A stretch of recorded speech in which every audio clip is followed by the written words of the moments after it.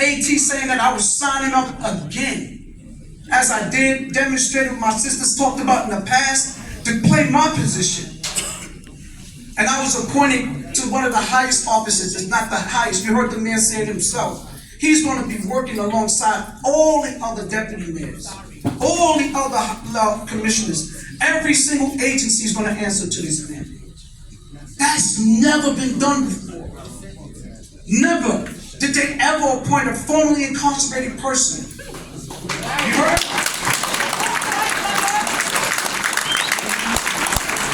Never did they appoint a person who's been shot before, who's been stabbed, a person who grew up poor, on the level of which I think I always say or, because I was so poor it was or, that it wasn't even a P or O.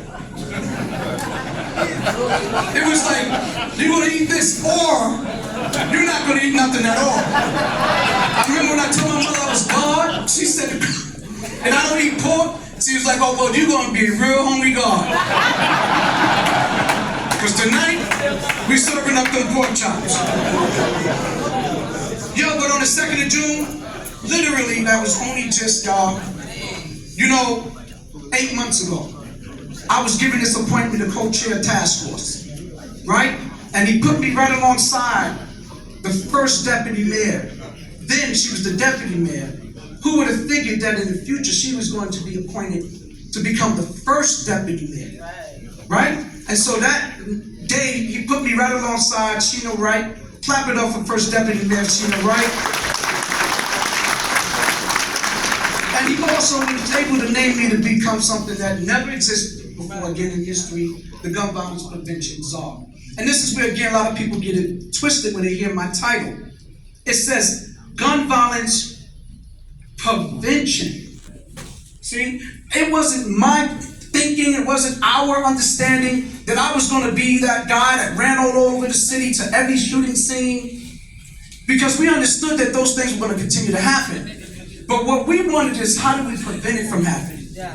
The goal is really, our focus is, how do we prevent the next shooting from taking place?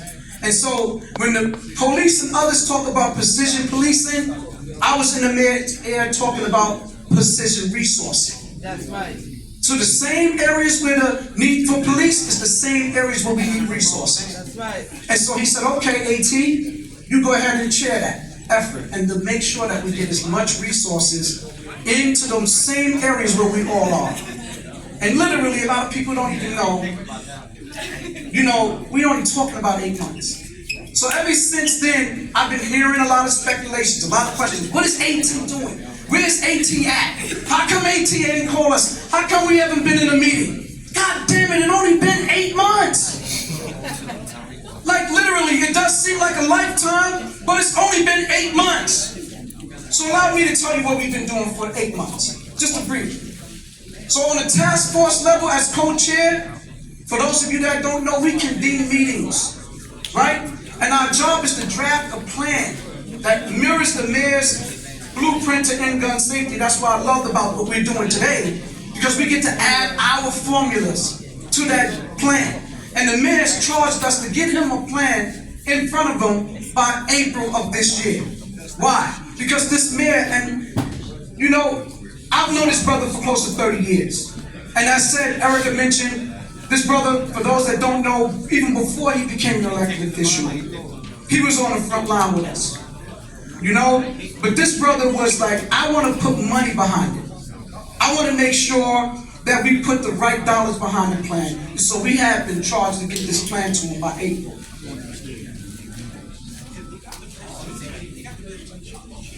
I've been initiating meetings. For those of you that know, I've been going all over the city. I've been holding meetings with CMS. We've been getting together. I've been holding meetings with what I call the gun violence awareness movement, because there's men and women who would never be invited to those meetings. But when I became czar, I said, hell no, your ass belong in the room with us. And there was some that would say, why are they here? Well, they belong here. Do we recall when we were not funded? Do we recall when we didn't have any money? These men and women who are putting their lives on the line in their neck of the woods, they have experiences. And so I've been convening meetings all over the city, on a citywide level with all the crisis management system organizations, and the gun violence awareness movement. As task force co-chair, I play an advisory role to the mayor. So the mayor often calls me. I'm telling you, this brother calls me 2 o'clock in the morning, 3 o'clock in the morning. I don't think this brother gets any sleep because he stays on the phone and he's asking me for my advice. The first deputy mayor, she's asking me for my advice. Some of the leaders of the agencies today that we never had relationships with are now calling on us for our advice as it relates to the movement. And you know what? And we learned this too, and Erica, we was getting frustrated at oftentimes those of us that have been in this work. You know, we was getting frustrated because we had interpreters that was in the past that used to talk for us. Am I right? And they didn't unfortunately know the history. Am I right, Tasha? And so they were doing what they thought was the right thing and giving, unfortunately, a lot of history got lost in translation. And so for the first time, you have somebody in there that knows the history. And I always hold them to the history. I'm educating them. This, I didn't know that we did that. I didn't know that y'all do this. I didn't know that this model was about that and this. And so now they're beginning to open up their eyes and understand and respect us more. So it's been about just being able to go into those meetings, you know, and being again, as those of you that have heard, that there was a transition of funding and power, right? We moved away from Mock J, and now we find ourselves at DYCD. Well, your brother and I and those of us, we orchestrated that whole move. Just as we did when the money first came in, as Tamika talked about, we chose for the money to go to the Department of Health. It wasn't the Department of Health. We said let the money park at the Department of Health because we are a public health model. From there, when we realized that things wasn't going well for us at the Department of Health, it was us who said, let's move our money again. And we decided to move the money into Mock J. Mock J did not originally have this money. They weren't originally involved in this work. The money came from Department of Health. We moved it into Mock J under Eric Comingbatch and Jessica Mofield at that time. And that's how the money got there. There wasn't an office to prevent gun violence before that. We created the office to prevent gun violence. So even those young people who are possibly present that work for ONS, you know, owe us a great deal of gratitude because this work that we've been doing created jobs even for people in bureaucracy. Because these things didn't exist before. So, as y'all all know, we've had our history at Mock J. And we had to move from Mock J, and again, we made another transition where we find ourselves at today at DYCD. And now we're at DYCD because they are now willing and open to want to receive us and hopefully make a big difference. And we're going to be monitoring that. And in fact, if it doesn't continue to work to help us, we might be moving it again. Because again, this is not their money, this is our money, the people's money. But somebody got to be in that room to be able to direct that traffic. And make sure that they're fast. I'm going to talk about that. Well, right, check it out. So part of my co-chair responsibility, right, is I've been holding one-on-ones with commissioners. Right? they've been coming out to Queens. They've been going into the Bronx. They've been going into Harlem. Right? They've been meeting with us on a one-on-one basis. Am I correct? For the first time in the previous administrations, they never came out and visited us. Today, we're making sure that they get from behind their offices and they're going into the premises of the community, and then meeting with people so that they can understand exactly the work that we do on the ground. So there's legislation that has to change. And we want to make sure that that procurement process that frustrates those of us, they'll give it up for the grassroots-based organizations in the building, Street Corner Resources, Life Camp Incorporated, King of Kings, man, so many of us, Prize Possession, Both Sides of the Violence, Not Another Child, Inc., of course, Man Up Incorporated, and again, this SOS, I'm not taking nothing away from those of us that work at other agencies. We love y'all. We salute y'all. Wheelchairs Against Violence, You know, thank Father Alive in the hood. Yo. And there's some other organizations now that you see lead by example. You know, the Chicken Murphy Foundation. There's so many others. Of course, Elite Learners. You know, from out of Brooklyn, CCD, right? Community Capacity Development. And I'm saying these names because we represent, and of course, Penn and Perry is forthcoming, Inc. There's so many of us that are grassroots, and we struggle hard. It's where do we go from here? Is in the building. Carol, Mother Dixon be knowing. It's hard for us. Like, we have issues about payroll. We don't know if we're going to get paid. We have delays. And so we have to chart and write new legislation in order to do that. Councilmember Barron, clap it up for Charles Barron, one of the first elected officials that stood with us in this movement. He introduced a new legislation, an intro that went into the city council called Intro 0654. And that's new legislation that will say to every small grassroots-based organization, the Chris Owen Foundation and others, that if you're $10 million and less in your funding, that the money, all of the money, should be given to us in the beginning. Liquid. Don't just make us a promise and say, well,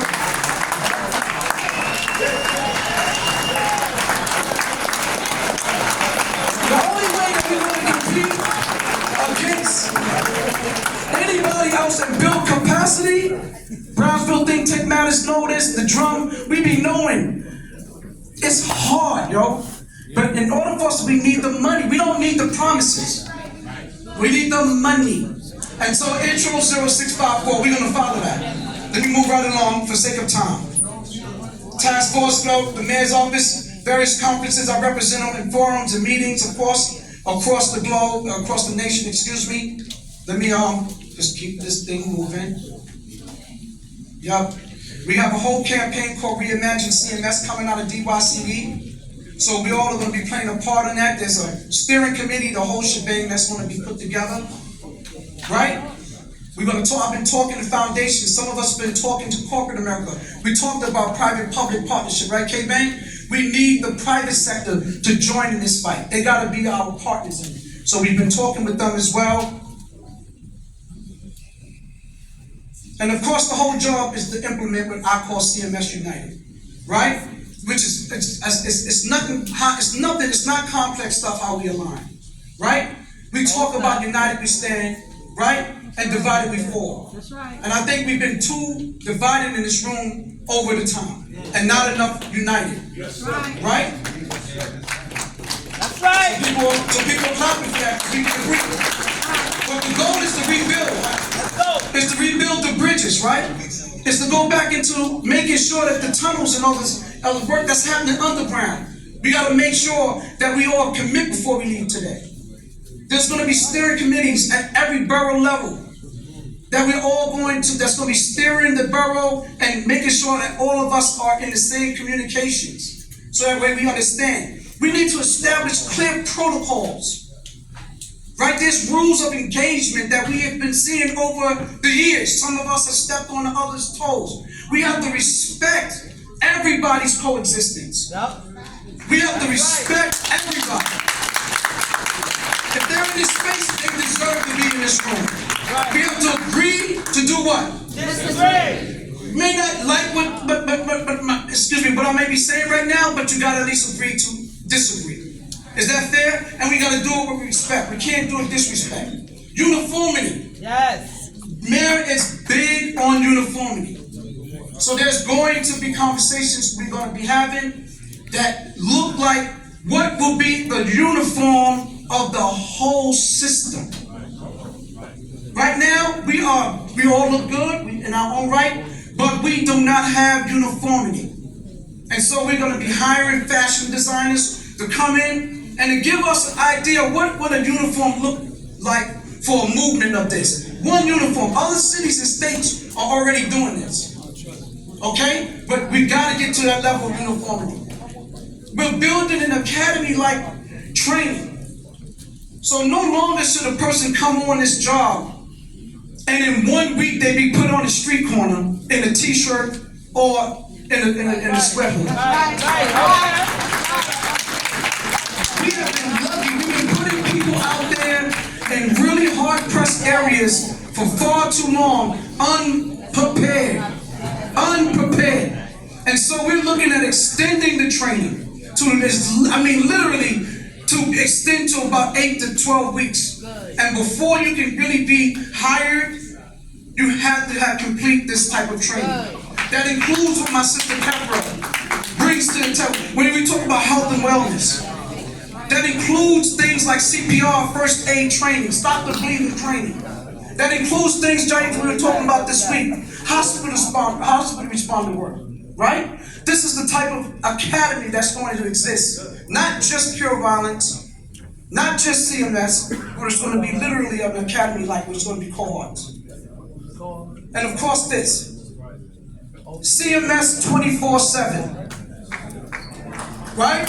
A lot of people don't know. A lot of the agencies didn't know. They assumed that we were 24/7. They thought there was a shooting last night. Where was the organization? What do you mean where was the organization? Home? Right now, we only work 8 hours a day, 5 days a week.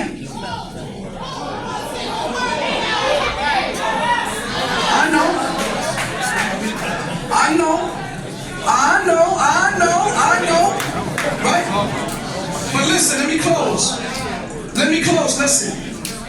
But we know that we work way longer than that. But we have to put money to it because, again, to put the bodies out there is unhealthy if we're extending their days and we're not paying them for it. Am I right?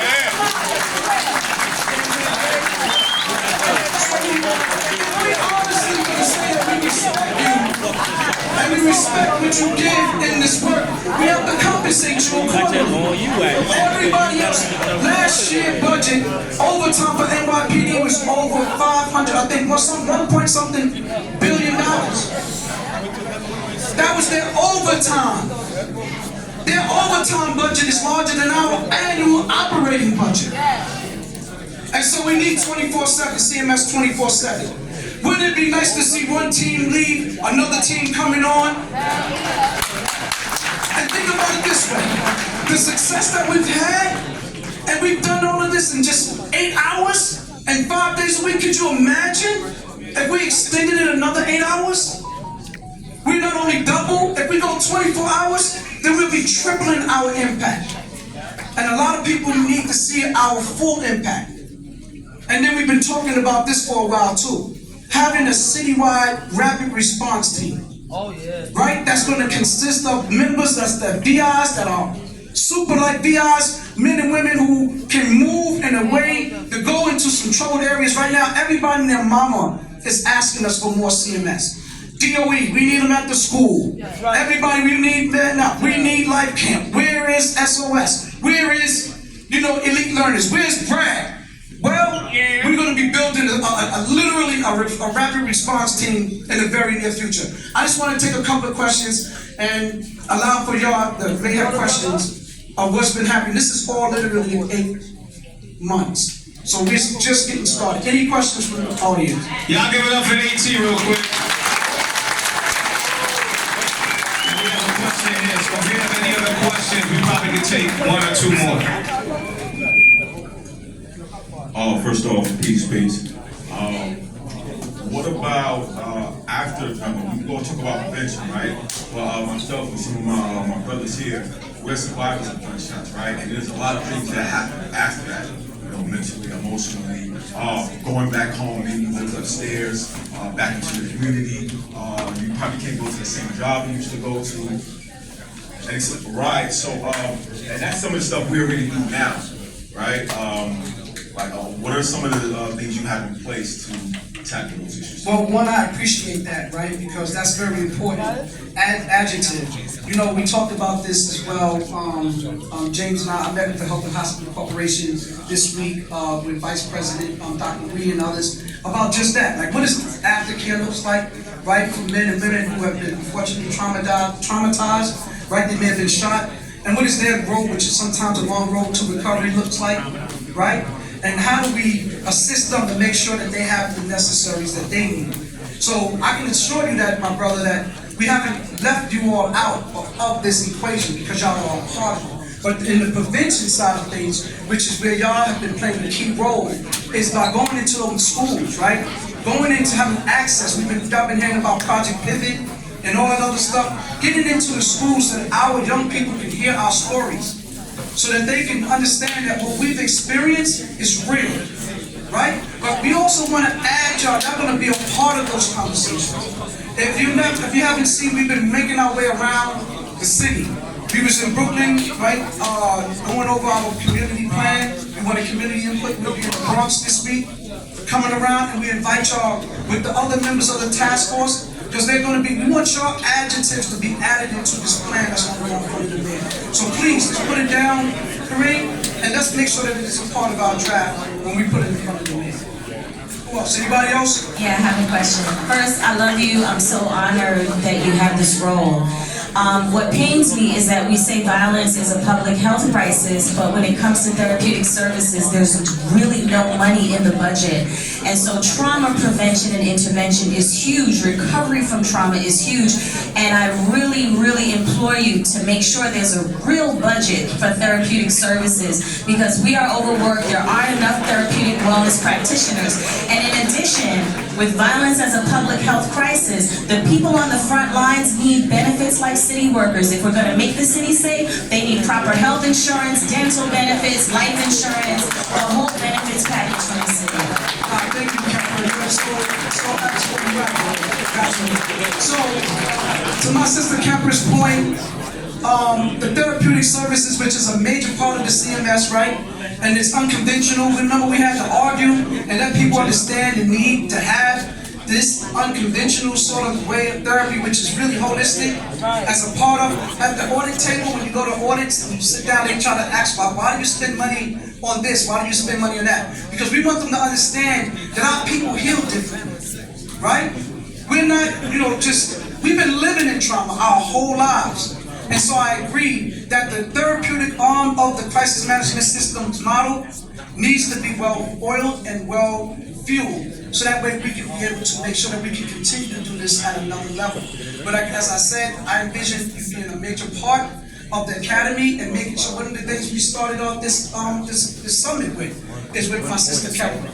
And it's very important that when you do this kind of work that you understand the power of breathing, right? And the power of mindfulness.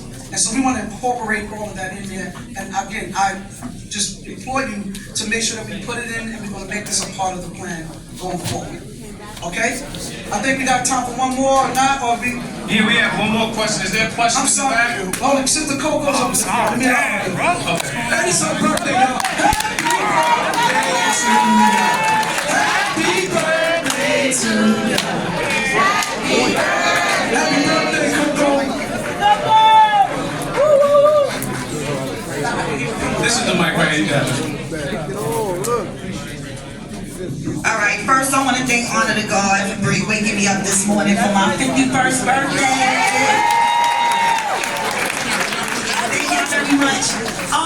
Two things that I think is very important that's overlooked, that a lot of you in here that does the work for real can understand what I'm saying. Number one, there has to be some type of policy in place for when a crime happens in someone's home. Crime happens in someone's home, the cops come in, they declare the crime, the place not a crime scene anymore. Why does the people in the house who are the victims have to clean that crime scene? There's no policy in place from the police department to the health department for anyone. I done cleaned over 10 crime scenes. Over 10 crime scenes in the last 8-10 years that I've been in cure violence. I cleaned my sister's crime scene. There's no reason why that should be happening. So that should be some type of policy put in place for that. Two, the 8 to 12 weeks that you're doing the training, please have some women trainers. All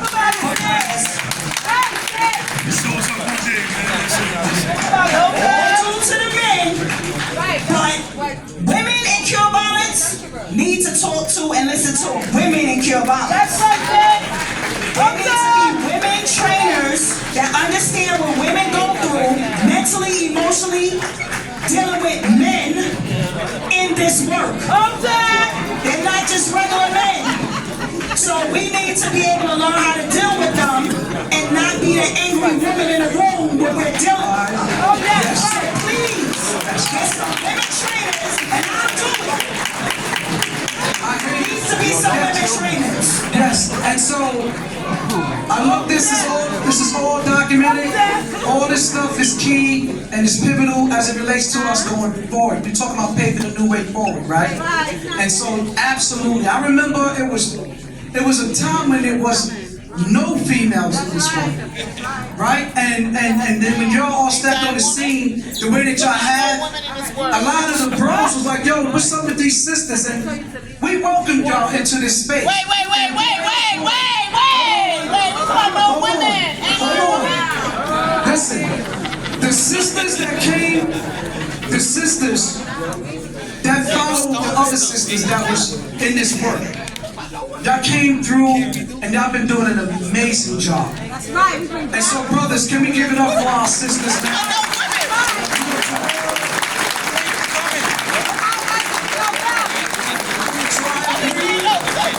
I agree that we need to increase more women into the training academy, because that's what's going to couple the academy is the training academy for trainers. And so there'll be sisters that will be entered into that as well, because y'all have a unique way of doing what y'all do, without question, hands down.